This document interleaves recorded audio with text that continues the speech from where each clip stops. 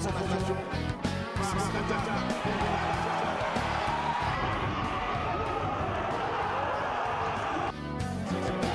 Et 14 aussi.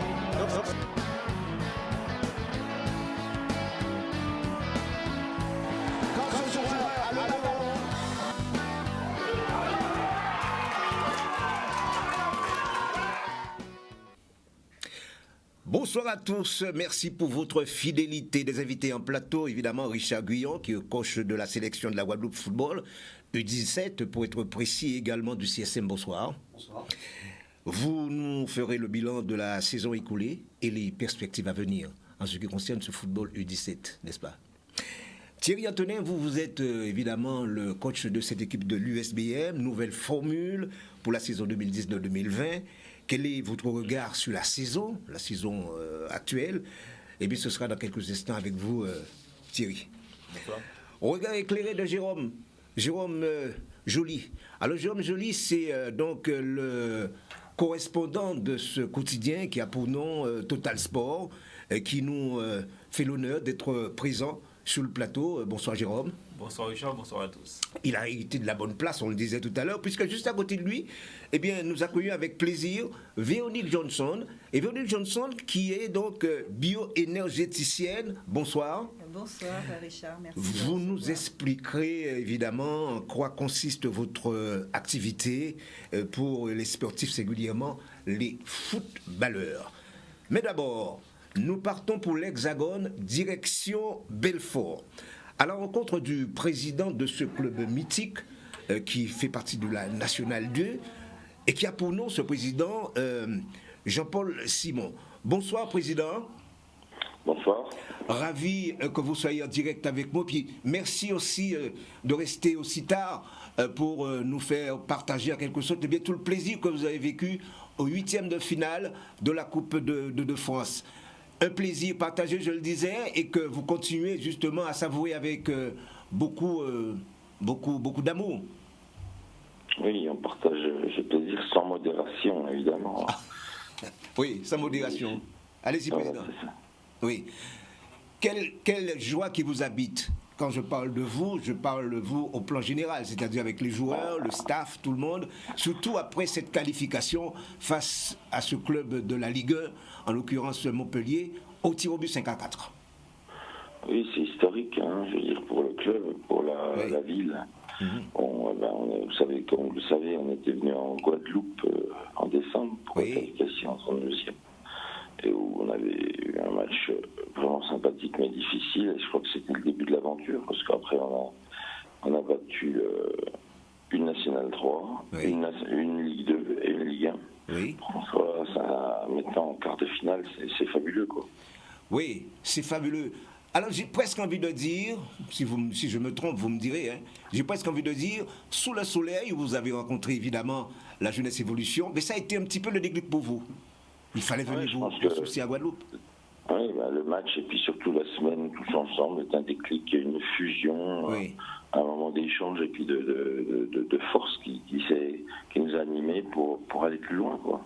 Oui, bien sûr. Alors maintenant que vous êtes en quart, vous avez une préférence parmi les équipes qui sont toujours classées? J'imagine que vous voulez toujours rester, vous aimeriez être confronté à une équipe de la Ligue 1? Ah oui, hein, ça fait depuis les 32e, on dit un gros Paris Saint-Germain, Marseille. L'OM, par exemple? Marseille, Lyon, Dijon. Ce soir. Oui. Et donc voilà, autrement on s'adaptera au tirage. Hein. Bon, alors, pardonnez-moi, oui, les quarts de finale qui vont se dérouler, je crois, au mois de février, 11 et 12 février? C'est ça, oui. D'accord. Et puis le tirage au sort, c'est demain soir? On est exact, c'est bien précis? C'est jeudi soir. D'accord. Jeudi soir. C'est quoi votre objectif? C'est de faire en sorte à ce que le stade Bonal à Sochaux, puisque c'est où ça va se dérouler cette rencontre, et bien que ce stade soit rempli, c'est ça? C'est une grosse Ligue 1, ça sera rempli sans problème, voilà. Oui. On sera 20 000 si c'est une grosse Ligue 1, ouais. Ah oui, ce sera, oui, d'accord. Du reste, c'est votre souhait, c'est de rencontrer une équipe de Ligue 1. Oui, oui, n'importe, comme je dis à chaque tour, hein, on ne choisit pas. D'accord. Et jusqu'à maintenant, on disait Montpellier, c'est un tirage très difficile. Bon, on est passé. C'est un bon tirage. Avant Nancy, c'était aussi un bon tirage. Ça a permis de mettre la ville en ébullition. Voilà. Ma toute dernière question, avant de conclure évidemment, s'il faut parler d'ailleurs de souvenirs, puisque vous étiez ici au mois de décembre, que diriez-vous des Guadeloupéens, de l'accueil déjà? Un accueil chaleureux dans une île colorée et très agréable. Oui. Et puis on était très bien, quoi. On était bien à l'hôtel. Après, on est dans l'école, dans le club qui nous a accueillis que les 3 fois pour l'entraînement, c'était super. Et puis ce match c'était bon, il y avait beaucoup de monde et qu'on a fait un match sérieux et difficile. Je pense que depuis le début, c'était des matchs difficiles et je pense que ça nous a permis encore de grandir. Alors, juste pour conclure, je vous dirai, et d'ailleurs tous ceux qui sont sur le plateau sont avec moi pour vous dire, bon courage. Nous sommes tous avec vous justement dans cette rencontre de quart de finale qui va se dérouler au mois de février prochain. Bon, merci encore et merci d'avoir été en direct dans cette émission et bonne soirée à vous, Jean-Paul Simon. Merci. Merci. Au revoir. Au revoir. Alors vous voyez, ça fait plaisir, messieurs, hein, quand on entend un président parler comme ça, justement de son club. National 2, Thierry. Non, c'est une très belle chose. C'est une très belle chose pour cette équipe de Belfort. Après, je pense que le président, ils sont tous assez conscients de ce qui leur arrive en ce moment. Donc il faut vivre pleinement cette aventure et espérer aller au bout. Puisqu'on se rappelle, il y a quelques années en arrière, Calais avait été en finale de Coupe de France. Donc pourquoi pas Belfort? Bien sûr.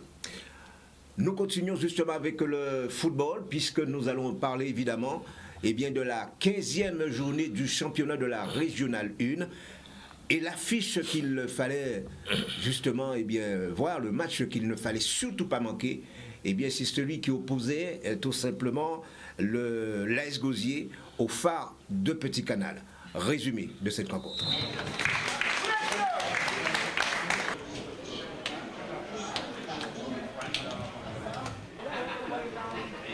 Le Phare de Petit Canal. Des Canaliers qui, d'entrée de jeu, se montrent très menaçants, parfois bouillons à l'approche des buts adverses. Très souvent en possession de la balle, mais confus et non précis dans les derniers gestes. On peut parler de domination à mettre à l'actif des protégés de Gérard Andy, une domination sans concrétisation. Ils sont rapides, c'est vrai, sans pour autant inquiéter le buteur adverse. Il faut attendre la 8e minute pour voir la réaction des Gozériens. Un ballon de Bakoul en direction de Lafont qui alerte Carne. Et puis évidemment, dans la surface de réparation, le bon timing. Vous allez voir, une balle qui arrive directement dans les pieds de Carne, un peu bousculé, mais finalement trouve la possibilité de marquer ce but et qui permet à cette équipe de l'AS Gosier de mener sous le score 2-0. C'est vrai, dans sa conception, un but qu'il fallait quand même voir. Et ça continue en tout cas pour cette équipe gosérienne. Et surtout des Canadiens qui, vous le savez, sont, c'est vrai, un petit peu timorés, mais n'empêche que les Canadiens, ma foi, sont très gênés dans leur base. Et le ballon qui est relancé. Des Canadiens, c'est vrai, qui sont toujours à la recherche peut-être de la bonne carburation, mais qui n'arrivent pas à trouver le jeu capable de pouvoir inquiéter véritablement les Gosériens. Comme sur cette action, par exemple. On est quasiment dans la surface de réparation et un ballon toujours au bénéfice des Canadiens, mais qui ne trouve pas la faille. C'est un petit peu dommage pour ces hommes conduits par Gérard Andy, car très souvent, les Gosériens parviennent à trouver ce ballon, mais pour combien de temps? Parce que ces Canadiens, même s'ils sont bouillons, mais ils essaient quand même de construire, de produire du jeu. Des Gozériens, vous allez voir d'ici quelques instants, qui vont tout de même marquer un deuxième but. Mais sur cette action, regardez bien, le gardien, il est encore là, le gardien de cette équipe de l'AS Gosier. Une frappe qui ne donne absolument rien du côté du phare de Petit Canal. Et c'est là que va arriver ce deuxième but. Un deuxième but, regardez bien cette action.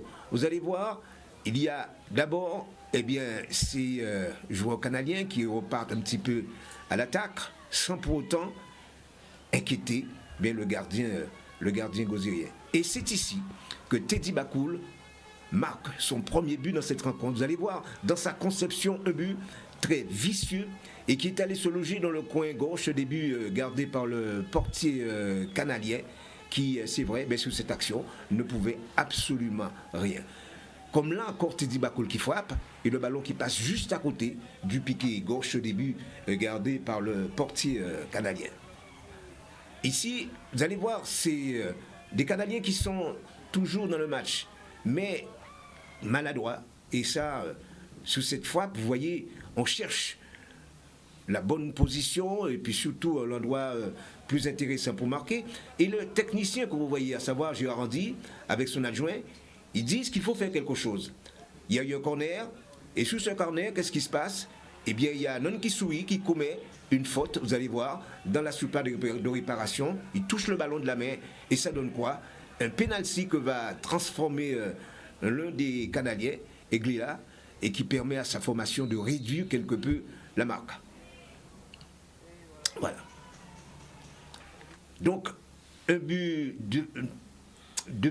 pardonnez-moi, il s'agit donc de ce but marqué par les Canadiens et Teddy Bakoul qui revient justement dans cette rencontre, regardez bien, et Teddy Bakoul qui marque véritablement là le troisième but pour sa formation. Donc une équipe du phare de Petit Canal qui évidemment marque un troisième but. Et puis vous allez voir, il y a eu un but canadien de la tête marqué. Et ce qui va réduire un petit peu la marque, battu ce gardien du phare de l'AS Gosier, ce qui ramène le score à 3-2. Le score final étant évidemment de 4-2 au bénéfice de cette formation de l'AS Gosier. Donc vous voyez, c'est un match qui a tenu toutes ses promesses, certes, mais au terme de cette rencontre, le héros justement de cette rencontre, c'est tout simplement Teddy Bakoul. Vous allez voir que c'est un attaquant combien heureux, il laisse exploser en quelque sorte sa joie.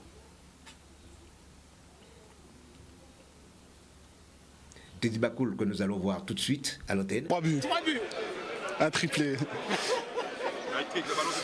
C'est pas mal, d'un point de vue personnel, c'est pas mal, mais surtout pour l'équipe, c'est très très important pour l'équipe parce que ça nous maintient devant, ça met la pression sur les autres. Et puis voilà, cet après-midi, certes, j'ai marqué 3 buts, mais c'est surtout l'équipe qui gagne. Aujourd'hui, c'est vrai qu'on est dans le sprint final, je dirais, même s'il reste encore beaucoup de matchs. Mais c'est vrai que je suis l'un des plus expérimentés, si c'est pas moi le plus expérimenté. Donc du coup, je dois montrer l'exemple, que ce soit sur le terrain, pour marquer ou pour être décisif, ou éventuellement pour mettre la pression sur les joueurs adverses ou sur l'arbitre. Parce que j'ai des jeunes joueurs dans mon équipe qui ne savent pas forcément y faire et du coup je suis là pour ça. J'ai déjà donné beaucoup au football en Guadeloupe et effectivement il y a des joueurs il y a quelques années qui étaient à ma place à 33-34 ans, aujourd'hui c'est moi. Donc du coup je transmets mon savoir et mon expérience aux plus jeunes. Merci. Pas de souci. Félicitations. Ok, merci. Il y a le travail, c'est vrai, qui paye. Reconnaît Gérard Andy, qui est le coach canadien. Reportage signé Daniel Graville. Ce match-là, comme on dit, on joue quand même contre le leader. Nous, on est dans le fond de classement, donc l'objectif c'était de prendre des points contre le leader, ce qui aurait été du bonus. Maintenant, nos opposants directs, ils sont à côté de nous ou derrière nous. Mais aujourd'hui, l'objectif c'était de prendre des points pour essayer de gagner un petit peu sur un tableau de marche, de permettre de ressortir complètement de cette zone. Bon, on a fait On a essayé de faire le job, mais c'est vrai que défensivement, on a fait beaucoup trop d'erreurs aujourd'hui.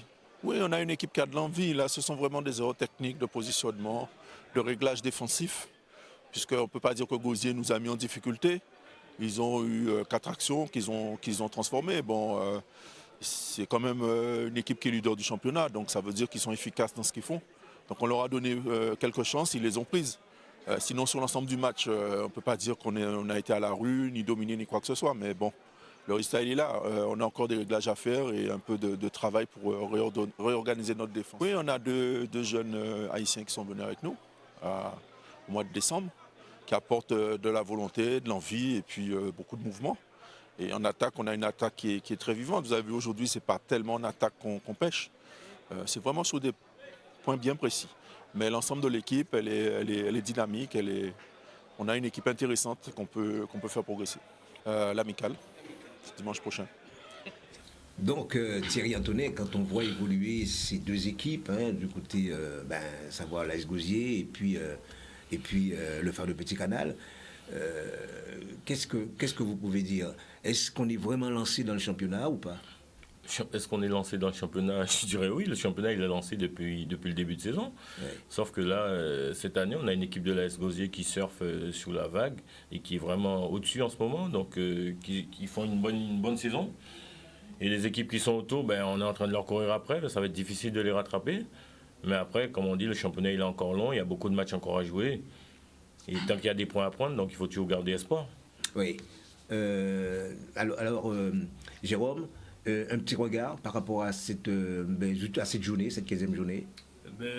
Tout ce qu'on peut dire, c'est qu'on peut remarquer cette équipe gozérienne, elle est donc consciente qu'elle peut gagner le championnat. Donc, ce qui rend cette équipe beaucoup plus difficile à battre. Donc, c'est une équipe qui joue avec beaucoup d'intelligence, surtout après le défaite face à l'USBM. Donc, c'est une équipe qui joue avec leur capacité. Souvent, quand ils ont le ballon, ils marquent. Et quand ils n'en ont pas, ils marquent. Donc voilà, c'est plutôt bien pour eux. Oui, alors on va voir tout de suite les résultats. Avant de passer au classement, les résultats au terme de cette 15e journée que vous allez voir à l'écran. Voilà, alors les résultats, donc Arsenal qui était opposé à la JSVH, victoire des Petits Bourgeois de 2-1, la Jeunesse Évolution qui bat le Racing, un déplacement 2-0, et puis reporter le match de Solidarité Scolaire CSM, Lunar face à la Gauloise 2-1 pour la Gauloise, attention, parce que là il y a une petite erreur, ce sont plutôt les Gaulois qui se sont imposés dans cette rencontre, et puis Amical qui était opposé justement au Stade de la Martinois, victoire de l'Amical 3-2, et l'AS Gosier, vous venez de voir le match, eh bien, qui a largement battu le Phare sur le score de 4-2, et l'USR USBM, match qui est reporté. Ce qui donne au classement, que nous allons voir tout de suite, ce classement, avec l'équipe de l'AS Gosier qui caracole en tête avec 45 points, derrière la Jeunesse Évolution 37, la Gauloise 3e 35. À la 7e place, on trouve votre formation Thierry, l'USBM, avec 32 points. Dans la deuxième partie du tableau, c'est-à-dire à la 8e place, que nous allons voir ça tout de suite, à la 8e place, donc c'est le temps que l'on arrive sur ce tableau, pour la 8e place. Merci à la technique qui va me donner justement cette 8e place que je demande. Voilà. Alors l'Arsenal de Petit-Beau avec 26 points. Et puis ferme la marche, le Racing Club de Basse-Terre avec 15 points. Prochaine journée, ce sera dans très peu de temps, ce sera le week-end prochain. Et nous allons voir le tableau concernant la prochaine journée également. Pour vous dire que le samedi 1er, la Gauloise qui sera opposée au CSM, JSVH face à l'USR, l'USBM face à l'UNAR, Jeunesse Évolution AS Gosier, puis le lendemain, le Phare face à l'Amical, le Stade la Martinois Arsenal, puis le Racing Club de Basse-Terre contre la Solidarité Scolaire. Comment expliquer votre place actuelle, Thierry Antonet? Non, mais c'est pas censé. Il y a eu des matchs en retard. Il y a des matchs en retard, certes, mais puis aussi il y a beaucoup de mauvais résultats pendant un petit moment. Parce qu'on n'a pas vu vraiment la grande équipe de l'USBM qu'on avait l'habitude de voir sur certains matchs. Oui. Donc là, on a un petit peu pêché sur les 2-3 matchs précédents. Donc on va tout faire en sorte pour rattraper nos points et puis aller jusqu'au bout dans ce championnat. On revient d'ici quelques instants plateau avec vous, chers amis téléspectateurs. Pour l'heure, nous marquons une pause couleur dans cette édition. À tout de suite.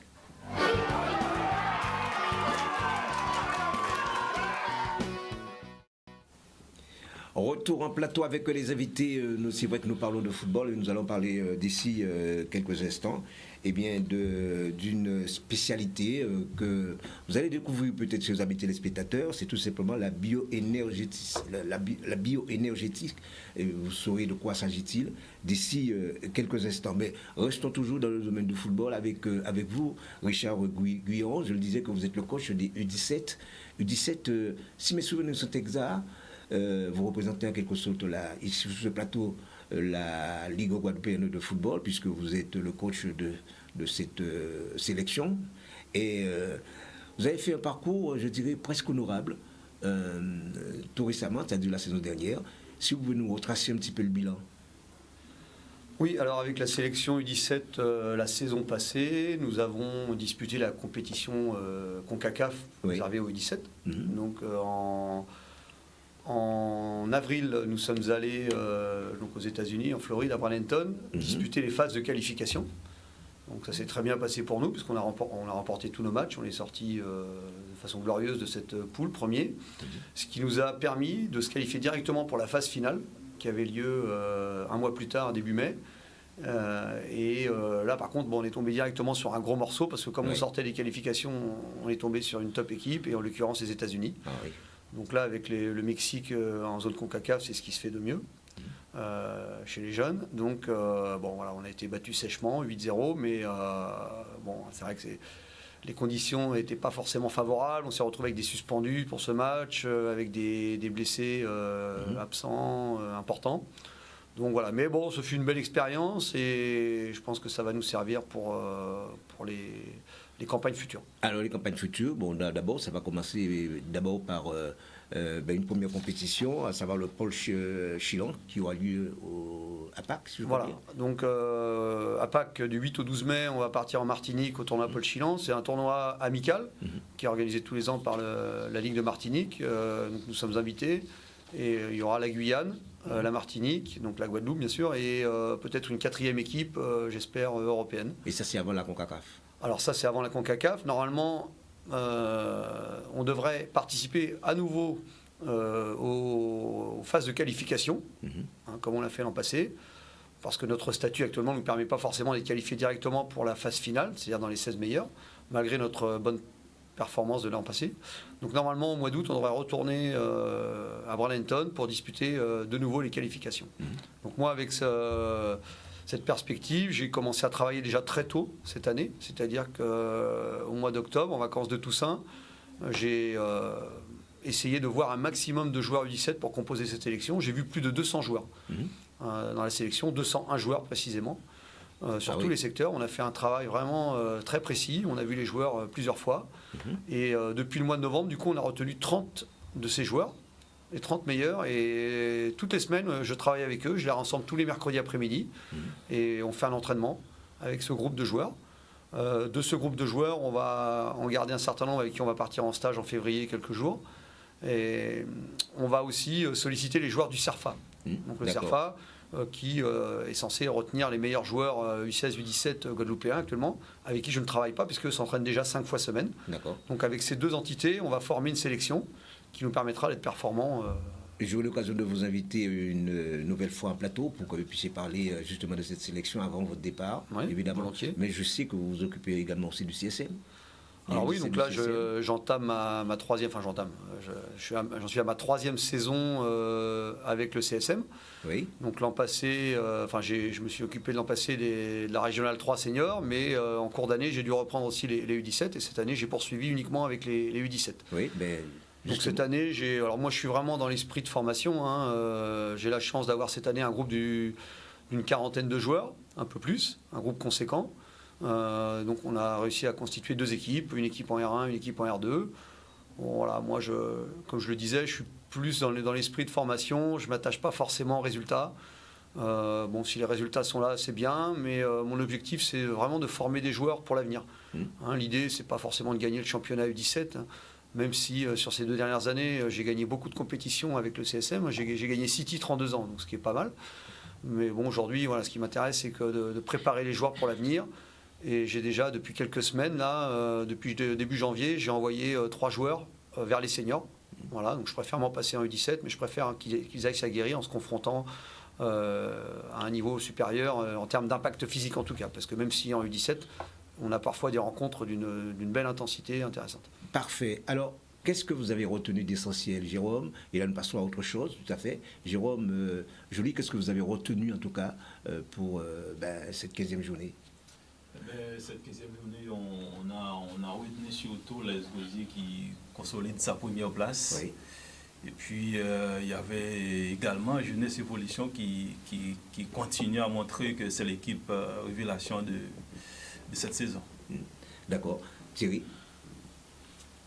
Oui, étant donné que nous, on n'a pas joué, donc il n'y a pas grand-chose à dire, mis à part que l'AS Gosier continue son petit bout de chemin. Et puis, comme disait Jérôme, la Jeunesse Évolution qui reste aussi l'équipe révélatrice de cette saison. Parfait. La transition toute trouvée pour parler encore de sport, mais à un autre niveau, puisque je reçois avec plaisir Véronique Johnson, qui, je le rappelle, chez amis téléspectateurs, eh bien, vous êtes bioénergéticienne. D'abord, la définition de cette thérapie. La bioénergie, en fait, ça englobe beaucoup de choses. Juste dans le micro, un petit peu plus près. Merci. Excusez-moi. Ça englobe beaucoup de choses, en fait. La bioénergie, ça englobe les nutriments, ça englobe l'énergie globale du corps. Donc, en bioénergie, on peut travailler, par exemple, en luxoponcture avec une technique qui va travailler sur les points réflexes. On peut rééquilibrer avec, si la personne a des carences, on va pouvoir rééquilibrer, par contre, les minéraux, les oligo-éléments. Voilà, c'est une technique holistique. On va plus aller voir le corps dans sa globalité. D'accord. Voilà les manquements par rapport au processus du corps. Hein. On a tous, il faut équilibrer par rapport à la boisson, à la nourriture. Il y a le sport, tout ça. Donc on a besoin de tout cet équilibre pour que le corps se sente bien. Oui, alors est-ce que ce n'est pas véritablement une contrainte pour les sportifs, surtout? Une contrainte par rapport à la bioénergie? Oui, c'est ça, oui. Ou alors est-ce qu'il y a une technique bien adaptée pour les sportifs? Non, au contraire, je pense qu'on va travailler sur les endorphines du corps. Hein, le cerveau crée des endorphines. Donc avec la luxoponcture, on va travailler sur des points spécifiques d'acupuncture au niveau des neurotransmetteurs. Et ça va plutôt soulager. Donc on peut travailler sur des douleurs, par exemple. Si la personne aussi a été perturbée au niveau de sa fatigue, par exemple, si elle a eu un entraînement intensif, on va pouvoir travailler sur des points d'élimination qui vont lui permettre de se sentir mieux. En fait, alors, quand on parle de luxoponcture, c'est quoi? Alors, luxoponcture, ça vient de lumière en latin, ça veut dire lumière, lux. Hein, donc voilà, donc c'est complètement indolore par rapport à l'acupuncture. L'acupuncture, il y a des aiguilles, donc là, il n'y a pas d'aiguille, c'est une lumière, en fait, c'est un faisceau infrarouge. Un faisceau infrarouge qui va travailler sur les points d'auriculothérapie et les points réflexes du corps. Ah oui. Je vais vous montrer. Ah oui, d'accord, justement, on va faire un petit essai très rapidement. Voilà. Ben oui, et puis surtout, alors, en fait, et qui va bénéficier d'ailleurs de ce test, c'est joli. C'est un appareil qui a déjà été utilisé, qui est certifié médicalisé. Et donc il y a des protocoles établis par des acupuncteurs, des ostéopathes. Et donc il y a des protocoles en fonction des besoins de la personne. Donc on va travailler sur 3 systèmes, 3 fonctions importantes du corps. Les hormones, le système nerveux et le système d'élimination du corps.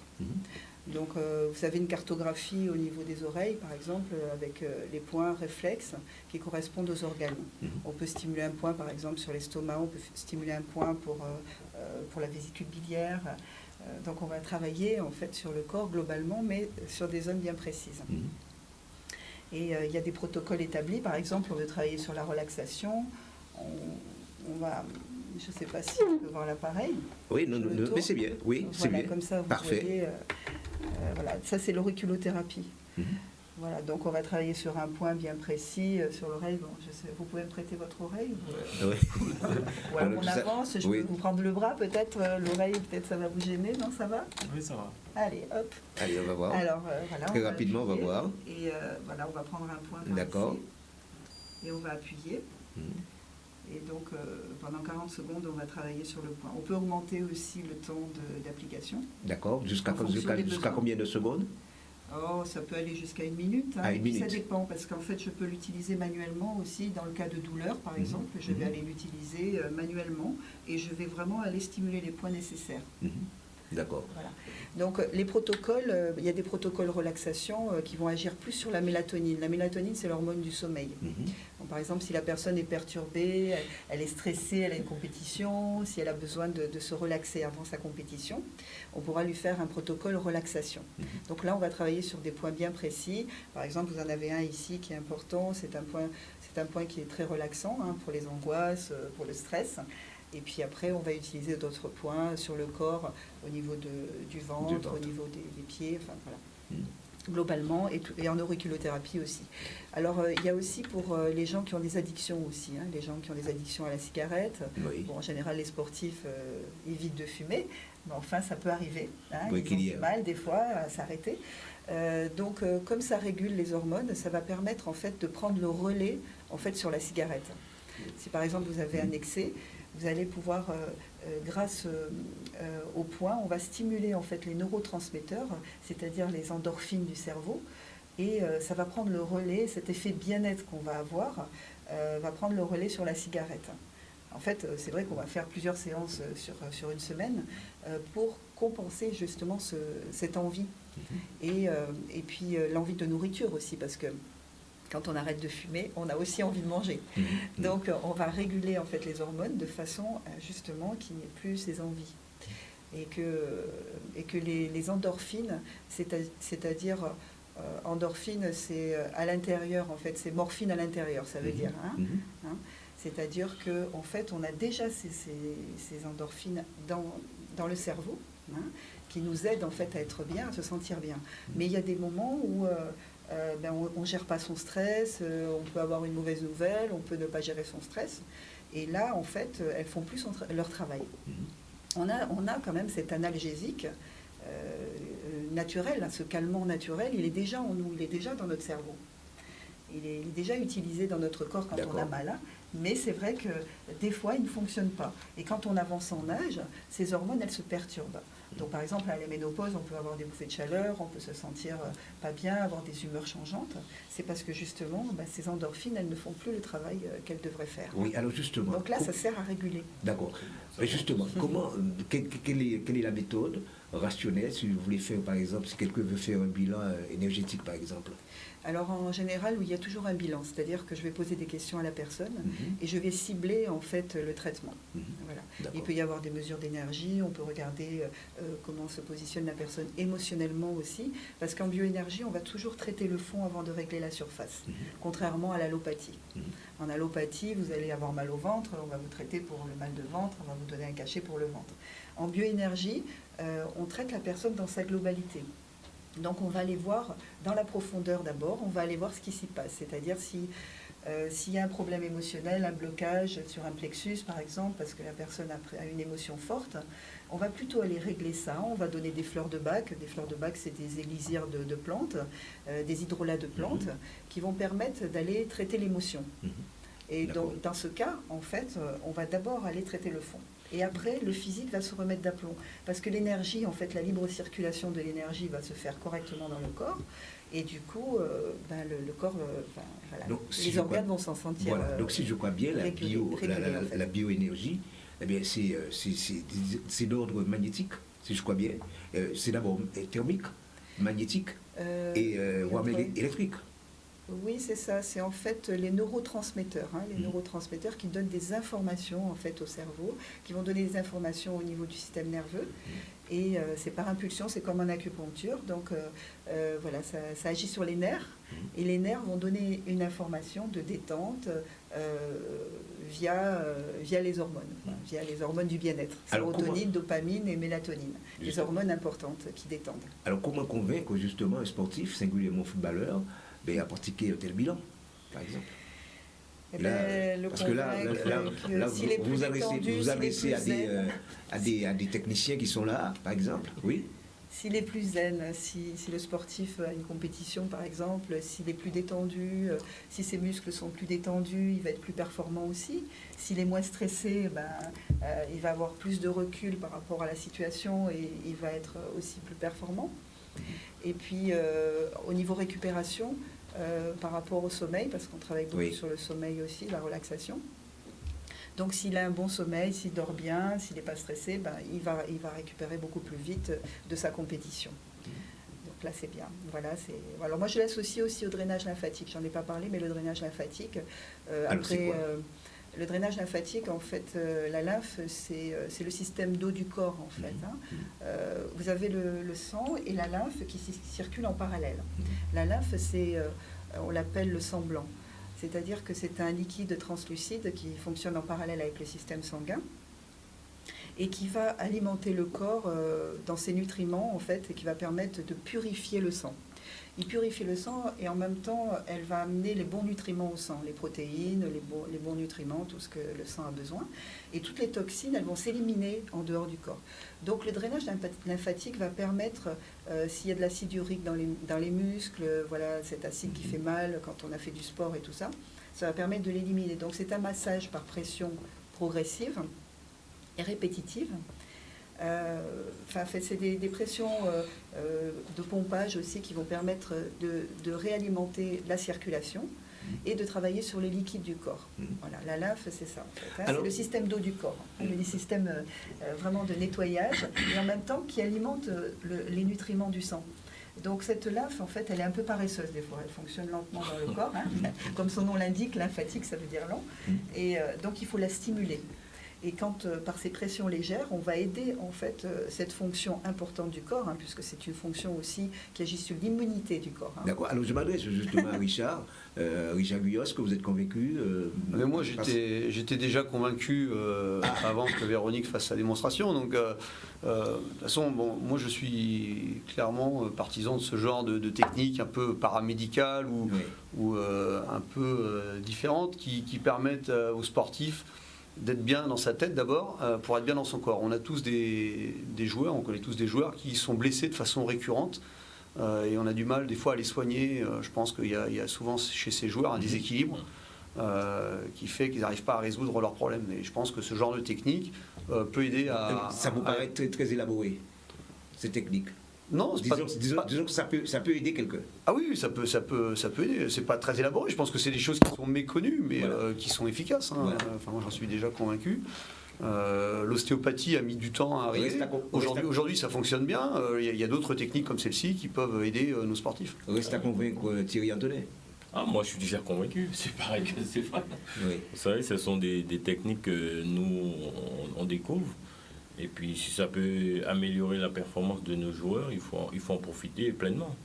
Voilà. Alors, Véronique Johnson, il y a possibilité quand même de vous contacter. Oui, bien sûr. Donc, je donne mon numéro, c'est le 06 90 50 59 42. D'accord. 06, voilà. Vous disiez 06 90 50 59 42. Voilà. J'agis aussi sur les gens qui ont un peu d'embonpoint aussi, et on va pouvoir réguler un peu l'alimentation et voir là où ça pêche au niveau de l'alimentation. Ça aussi, ça peut donner aussi de l'énergie et du bon carburant. Ça pourrait peut-être vous être utile, Jérôme. déjà, il y a eu cette première expérience de fait sur vous. Je suis très satisfait de cette expérience, donc voilà, on verra pour la suite. Merci en tout cas, mais je crois, c'est tout, vous aurez l'occasion de faire notre plateau, vous aurez l'occasion de venir une Oui, parce que c'est vrai que le drainage, c'est quand même assez vaste. Ça agit sur beaucoup de choses encore. Mais déjà, j'ai donné les grandes lignes, mais c'est vrai que le drainage a beaucoup d'actions et sur le système immunitaire du corps aussi. Donc ça, c'est important. Et que nous sommes tous convaincus. Nous arrivons au terme de cette émission. Le mot de la fin a commencé avec vous, Richard. Écoutez, merci de m'avoir accueilli. Et puis, je reviendrai avec plaisir vous parler de nos aventures avec la sélection 17. Vous êtes déjà le bienvenu ici à Canal 10. Thierry. Merci. Merci beaucoup pour l'invitation. Et puis merci à tous nos invités qu'on a appris pas mal de choses. notamment, Merci. La bioénergie. notamment avec Véronique, donc c'est une très bonne chose. Et puis j'espère que ça va se développer un peu plus rapidement par rapport à nos sportifs en Guadeloupe et qu'on puisse avoir des sportifs vraiment de très haut niveau. Voilà, c'est tout le mal qu'on le souhaite. Jérôme? Ben, ça a été un plaisir pour moi d'être là ce soir. Donc, on espère que on va trouver du monde dans le stade parce que moi, j'ai besoin du monde dans le stade. Donc, j'espère qu'on aura du monde d'ici ce week-end. Dans le prochain numéro de Total Sport, ça va être quoi? Eh ben, le prochain numéro, c'est sur la programmation de la R1 et la R2. Donc, peut-être qu'on aura une interview en exclusivité avec un joueur. Donc, il y aura c'est secret pour l'instant. Hein? Ouais, D'accord, j'accepte. Ouais. Véronique? Je vous remercie et j'espère que je pourrai donner un peu de vitalité à tous ces sportifs s'ils ont besoin. Et voilà, leur apporter un petit peu mon savoir, mes connaissances et puis qu'ils puissent être encore plus performants. Merci, merci, mais justement, merci à vous, sur le plateau, merci aussi chers amis téléspectateurs, et puis on va se retrouver dans un prochain numéro de C'est le foot. Bonne soirée et à bientôt sur votre télévision à Savoir Canadi. Au revoir.